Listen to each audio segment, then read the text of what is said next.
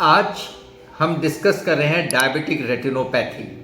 जो डायबिटीज़ के मरीज़ हैं, over a period of time उनके पर्दे में चेंजेस आते हैं, जिन्हें डायबिटिक रेटिनोपैथी कहते हैं। ये बहुत इम्पॉर्टेंट है क्योंकि इसके कारण लॉस ऑफ साइट हो जाती है अगर ध्यान न रखा जाए तो ये डायबिटीज़ अब जानते हैं कि तकरीबन 9 से 10% भारतीयों को डायबिटीज़ होती है और जिनको डायबिटीज़ हो जाती है उनमें 27% लोगों को डायबिटिक रेटिनोपैथी हो जाती है। तो डायबिटीज़ के मरीज़ों को बहुत ध्यान रखना है कि अपने शुगर लेवल को कंट्रोल करें, क्योंकि अनकंट्रोल्ड डायबिटीज़ होगी तो डायबिटिक रेटिनोपैथी ज़्यादा तेज़ी से बढ़ेगी, और अगर कंट्रोल रहेगी तो फिर भी आप चेंजेस होने से बचा सकते हैं और आँखों की साइट को अच्छी रख सकते हैं। अब हम समझते हैं कि किस तरह की होती है ये डायबिटिक रेटिनोपैथी। 2 तरह की है।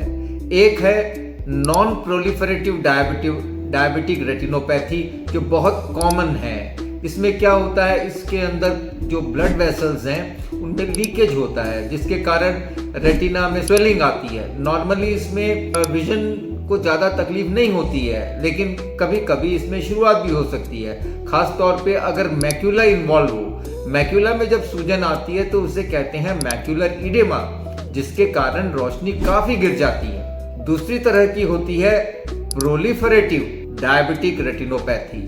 ये वो रेटिनोपैथी है जिसमें ये ब्लड वेसल्स जहाँ से लीकेज हो रहा है ये ऑब्स्ट्रक्ट हो जाते हैं। इसके कारण बॉडी अपनी तरफ से नए खून के वेसल्स बनाती हैं। ये वेसल्स कमज़ोर होते हैं, इसमें ब्लीडिंग हो सकती है, जिसके कारण विट्रियस हेमरेज होता है, यानी खून आँख के गोले के अंदर जम जाना। तो इससे तो रोशनी बहुत ज़्यादा खराब हो सकती है। तो हमें ये समझना है कि किसी भी तरह की डायबिटीज़ हो, अगर आपकी शुरुआती यानी नॉन प्रोलिफरेटिव फेज में डिटेक्ट हो जाए, या डायबिटीज़ है और पर्दे में चेंजेस नहीं हुए हैं तभी डिटेक्ट हो जाए, तो इलाज बहुत कारगर है। लेकिन अगर एक बार हो गया तो फिर इलाज हमें एंटी इन्फ्लेमेटरी दवाइयों से करते हैं। कई केसेस में इंजेक्शन देना पड़ता है। वो इंजेक्शन होते हैं एंटी वेजेफ इंजेक्शन, जिससे ये जो नए खून के वेसल्स हैं उसको सूखने में मदद होती है और सूजन कम हो जाती है। इसके अतिरिक्त लेज़र थेरेपी होती है, जिसमें हम लेज़र के स्पॉट्स रेटिना में अलग अलग जगह लगाते हैं ताकि उसकी ऑक्सीजन रिक्वायरमेंट कम हो जाए और हम बचे हुए अच्छे एरिया को बचा सकें। और इसके अलावा जब आगे डैमेज फर्दर हो जाता है तो फिर सर्जरी की ज़रूरत होती है।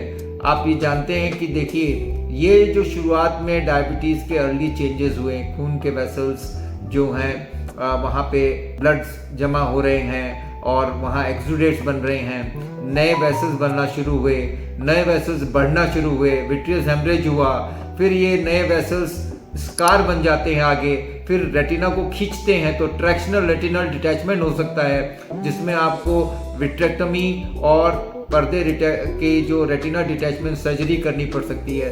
यानी एक आप छोटी सी बात से इतनी बड़ी कहानी बन जाती है जिससे रोशनी परमानेंट खत्म हो सकती है। तो क्यों ना हम शुरुआत में ही डायबिटीज़ को कंट्रोल में रखें, बढ़ने ही न दें। और डायबिटीज़ के साथ अपनी सहेलियाँ यानी हाइपरटेंशन, हाई कोलेस्ट्रॉल लेवल, ये साथ चलती हैं। अगर इनका कॉम्बिनेशन हो गया तो ये डेडली कॉम्बिनेशन है। जिनको तीनों बीमारियां एक साथ होती हैं उनके चेंजेस बहुत ज़्यादा होते हैं, और ऊपर से अगर कोई सिगरेट स्मोकिंग भी करता है तो फिर तो मत पूछिए।